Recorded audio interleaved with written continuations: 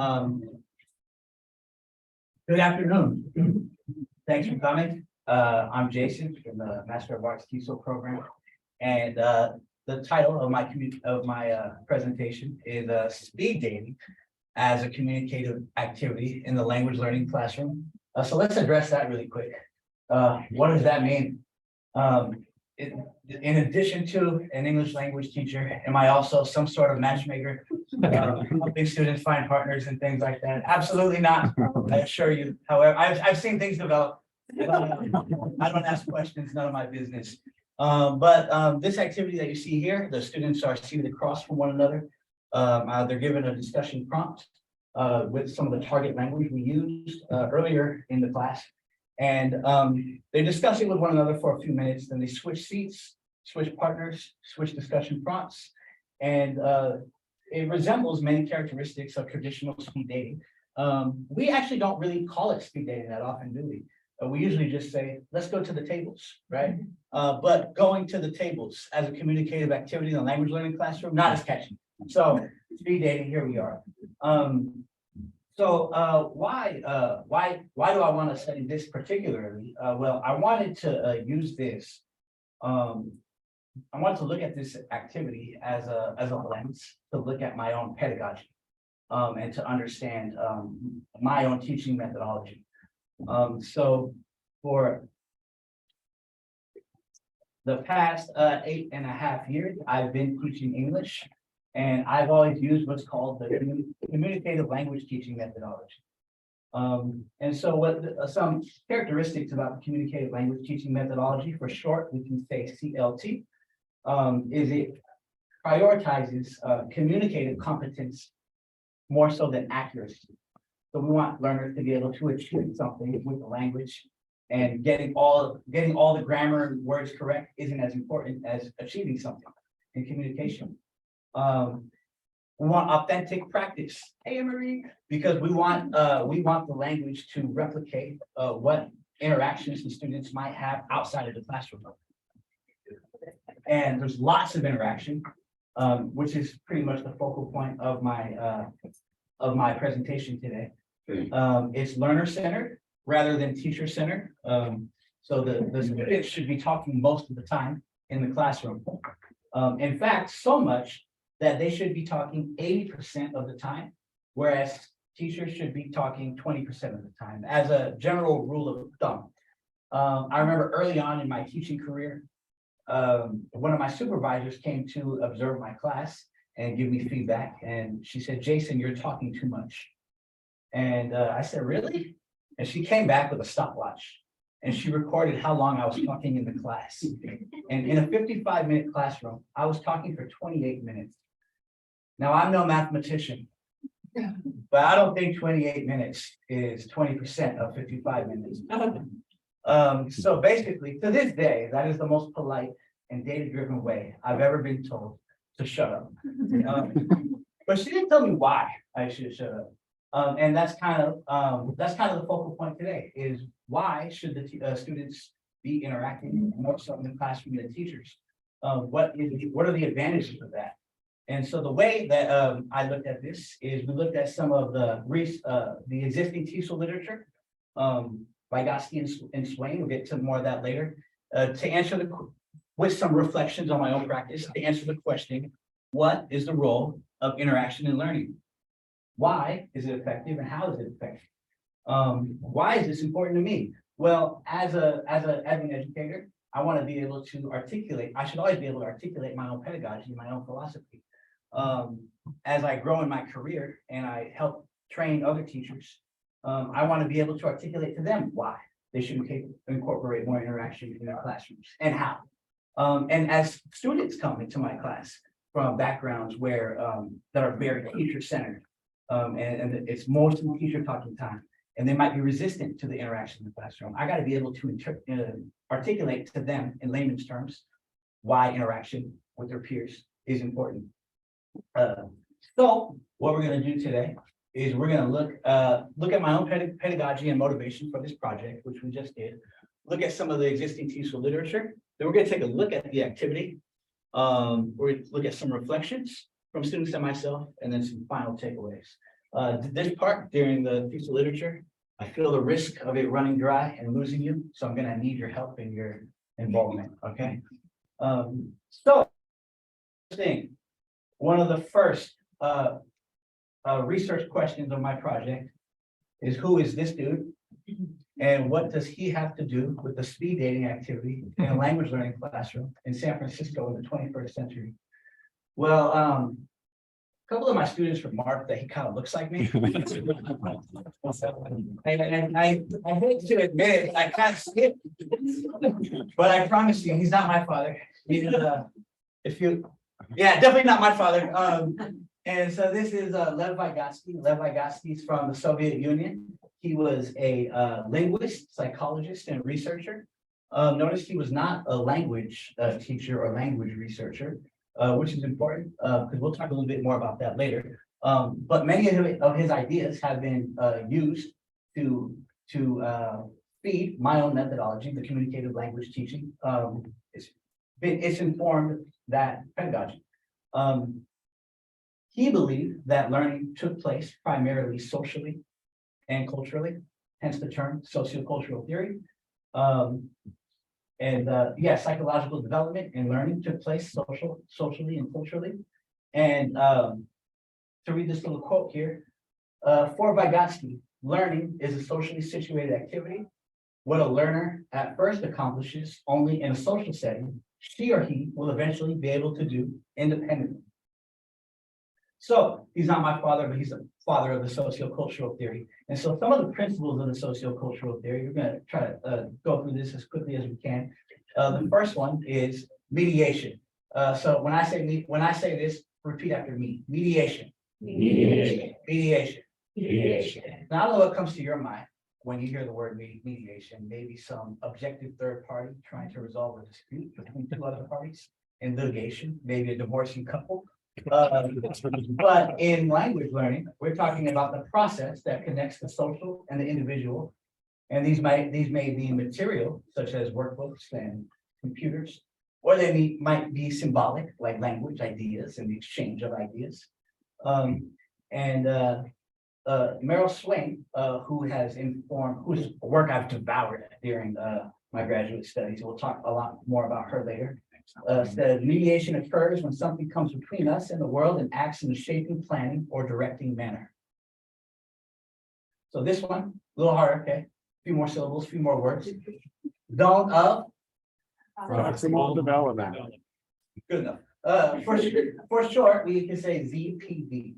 And the zone of proximal development, a synonym for zone, maybe area, synonym for proximal, maybe near, close, yeah. And so this is an interaction which through mediation, an individual achieves more than she could have achieved if she had been working alone. During ZPD, learning leads to development. And if you look at this nifty little image here, if the challenge is too easy, student will not grow. If it's too difficult, they might grow frustrated and quit. So part of the challenge for teachers is finding the right temperature for the classroom, making it challenging enough for everyone. And one of the ways we can do that is through scaffolding. Scaffolding. You need to look at this image. These materials. So what we do is we take them to the building. No, these things are upholding the building during its development so that it doesn't crumble, it doesn't fall. And something similar happens in interaction in the classroom. It's the process of breaking lessons into manageable units, with the teacher providing decreasing levels of support as students grasp new concepts and master new skills. So that's some of the sociocultural theory. And then here we go to Meryl Swain, who I mentioned earlier. She's one of the interpreters of sociocultural theory and how we can use that in teaching methodology. And so originally, Meryl Swain talked about push output. Go ahead and say push output. Push output. So during push output, the learners are output, talking, writing, producing the language in a way that's just beyond their comfort zone.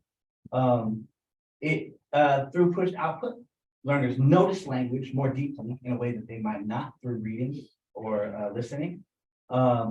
Learners stretch their inner language to meet their communicative goals. And during push output, students are doing and creating. A fun little fact, the chair where she came up with the push output is in Dr. Cole's room. And as soon as you sit on it, you just start talking, you can't stop. The police sometimes borrow it and put witnesses in there, you know. At some point, Meryl Swain felt like the push output hypothesis didn't really fully capture what was going on during interaction. And so she replaced it with the term languaging. You may know that as a noun, but as a verb, we're making meaning and shaping knowledge and experience through language. And lastly, from Meryl Swain is collaborative dialogue. And rather than try to paraphrase, she articulates it much more beautifully than I can. Dialogue serves second language learning by mediating its own construction and the construction of knowledge about itself. Through saying and reflecting on what was said, new knowledge is constructed. Through saying and reflecting on what was said, that part is important. So we looked at all the concepts. We looked at languaging, push output, zone of proximal development, scaffolding. I know I just kind of jumped around right there, but we're going to see how they are at work in the activity, the speed dating activity. And so before we look at the activity, this is a sample lesson plan, an incomplete lesson plan. These are where the different stages of the class might happen. So we warm up, we're activating schema, lowering effective filters. They're exposed to the language through a reading or a listening. In this case, it was a listening about burnout and creativity. You guys remember that? Yeah. Oh gosh. Cancel your visas. So then, and then we're going to clarify the language and do some comprehension. We're going to listen again, control practice, and the communicative practice. This is where the speed dating activity would occur. And as you notice, it takes up most of the time of the class because with communicative language teaching, we believe that through the output, through the communication, and through the languaging, that's where most of the learning occurs. So this is the context in which the activity would occur. And this is the activity. Let's play for me, please. You like to talk so much. Can you read the messages that I just sent? I said, so you like to talk too much, and so much, and I pointed at Francesca back there. And so, oh, I cannot play with the volume on this computer. So I'll just have to talk a little louder. Oh, maybe back here.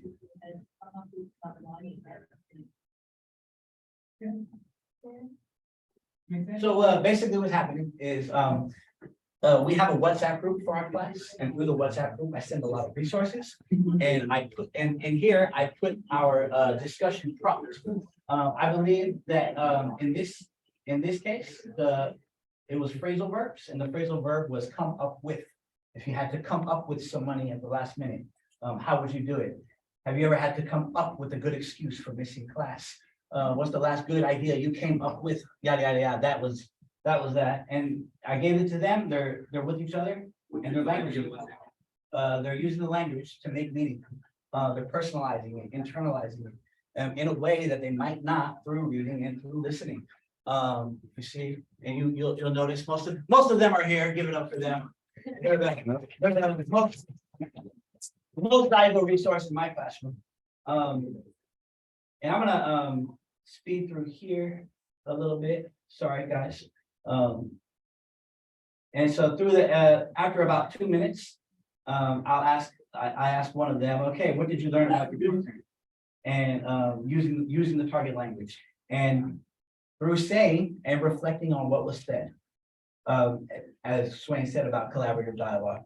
And then after this, they will Have the idea to, but I don't. Go ahead. that's me telling you a joke that didn't land. And then they switch, and they're new partners, new seats, new discussion prompt. During the languaging, during the interaction, you'll notice I'm just kind of orbiting, as we say. I'm looking for to answer questions, give feedback if necessary, but most of the language being produced by them. They're scaffolding one another's support. I'm sorry, their scaffolding is supporting each other's language development. Their interaction is mediating the learning. They're languaging, they're collaborating to make dialogue. All of these things are happening through this one activity, which pretty much is a hallmark for me of my classes and my use of the communicative language teaching methodology. So some reflections. First, let's look at some student reflections. I asked this question: did you find this activity helpful or beneficial? If yes, why? If not, why not? I've used this with dozens of students over the past year and a half. Only 15 replied. The rest of them hate me. 13 of them said yes. 2 said yes and no. No one said just no. And some of the reasons why. And this is me kind of paraphrasing and summarizing the replies. Most of the and this is in order of what's most often given. Helps me learn and retain new vocab, learn and retain new grammar, practice using the language and develop fluency. Helps me get to know classmates, understand different accents. It's fun, helps with my pronunciation. And one said yes and no, or two people said yes and no. Said teacher can't always check accurate usage, and I would agree with that. And sometimes it's hard to listen because so many people are talking at once. And yeah, I think those are some cons of the activity, but I think every activity will have some limitations. It's important to discover them and be aware of them. Yeah, those are the student reflections. Some of my own reflections. It helps move students' knowledge from passive to active. What I mean by that is students might be able to, Carlos, you know what that means, right? Yeah. Tell me. Okay, so passive knowledge, you know what it is, but maybe you don't use it in your real life. And if you practice the language and then, for example, with speed dating, it can become active. So you can go outside and try to use it. So you know what it means, but now you are using it. So Yeah, my man. That's one of my little teachers. Yeah. So we have we might be able to identify it, but we're not using it. And yeah, Lo said it better than I could have. It's fun and it's interactive. It helps build community and lower affective filters. A lot of students are coming from going away from home for the first time. A lot of students may be shy, they're scared to speak to people, and this kind of gets them comfortable doing that with one another, as I found. It's adaptable. We can go to several different objectives with this. We can do vocabulary, we can do phrasal verbs, we can do grammar. So whatever it is, it can be very useful. Some of the cons, as the student noted earlier, real-time concept checking. It tends to favor speaking and listening more so than reading and writing. I think I have used it with writing, with brainstorming and peer-to-peer feedback, mixed results. I think there's other ways we can do that. It tends to be more difficult for older students. Most of my students are in their 20s, maybe in their 30s, most of them. But occasionally we have students that are a little older. I once had a woman in her 60s and asking her to get up and move around was a lot. So I felt bad. So those are some of my reflections. A call for future research. You probably noticed that there's a lot of kinesthetic stuff happening during this activity. And that's not the focus of my project. But I think there's some research to be done there with a universal design for learning. Sorry, Dr. Osha, I know you would have loved if I took that angle, but yeah. Some of my final thoughts. I'm not trying to promote that you use this activity. I'm sure I'm not the first person to come up with this activity. But what platforms and opportunities for interaction can you create in your classrooms? Whether you're teaching writing or reading or academic English, or even if you're not teaching English, if you're a linguistics teacher or a history teacher, how can you get students to language, to interact with one another? And it could be speed dating, it could be role playing, it could be a survey. But how can we do that? And that's what I would like you to think about and take away from this. And finally, the most valuable resource in your class is the students themselves. They all bring their own strengths, knowledge, experiences, culture, and when we get them to interact, we get them to exchange that with one another. So I truly believe that they're the most valuable resource in the class, and that's why we get them to interact. And so thank you for your time.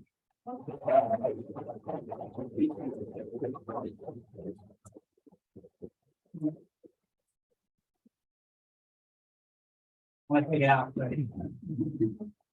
Any questions? Not all at once, guys. Hold on. Go ahead, Jason. Can I ask your students questions? Please, please. How has your opinion of this activity changed over time? Yeah, like when you first did the activity and since then, you feel differently about the activity or the same? Yeah, I think, for example, we are all get to know the people, so like we are developing our language at the same time we are knowing each other. Mm-hmm. I think the first time maybe it's a little bit difficult because maybe you're shy or you don't know how to speak very well, but then later you get more confidence maybe and think, yeah, I would help to develop your skills. I really enjoy doing that. So when they said like, oh, let's go to the table and we're like, hey. And that's just the first day because I think that's a great way to, yeah, learn about the others and like get those different accents and talk and have a good time. It's so fun. So yeah, finally. You don't have to sit up to me either. Yeah. Got anything else? Thank you though for that, Joanne. Go ahead, Dr. Wilson. No, so thanks, Jason, for a great presentation and for involving us in it so well. Really well done and interesting, and great to have your students here. Maybe this is a question for you and your students, but there are sometimes our students who come to the US and they don't want to talk to each other. They just want to learn from the teacher. And there may be a challenge in helping those students understand what they can learn from each other. Is that something that you've encountered where you have to sort of raise students' awareness that, yes, you can learn from talking to each other. It's not just about the teacher.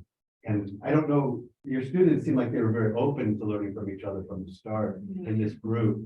Have you ever had groups that weren't so open to it? I'd say in this setting, more often than not, I don't get that resistance. Because I think most of them, I mean, all of them came here from their home countries, expecting to interact with other people. It's an immersive experience, where it's the company's called Education First. And so they know that they're leaving home to come here and connect with other people and build that community of practice, so to speak.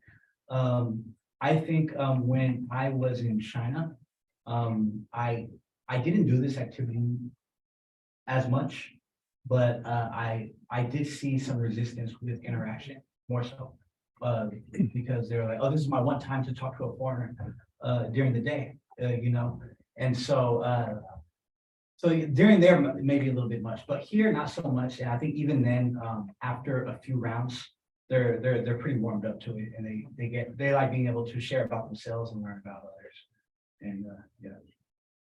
Thank you, Dr. Santos.